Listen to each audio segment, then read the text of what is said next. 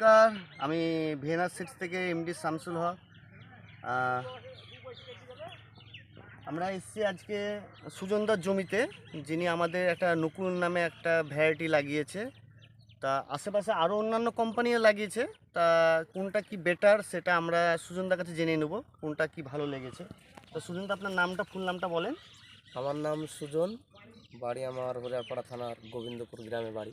আচ্ছা, তা আপনি এই যে ভ্যারাইটিটা লাগিয়েছেন, এটা নকুল, তো এটা আপনার কেমন কি প্রতিক্রিয়া লাগছে একটু বলেন কলাটা দেখে। এটার করলাটার বিশেষ করে এর ফলনটা অনেক বেশি, আচ্ছা। আর এর কাঁটাটাও শক্ত হুম। শক্ত সহজে ভাঙে না। পাইকারি চাহিদাটাও ভালো এই করলার।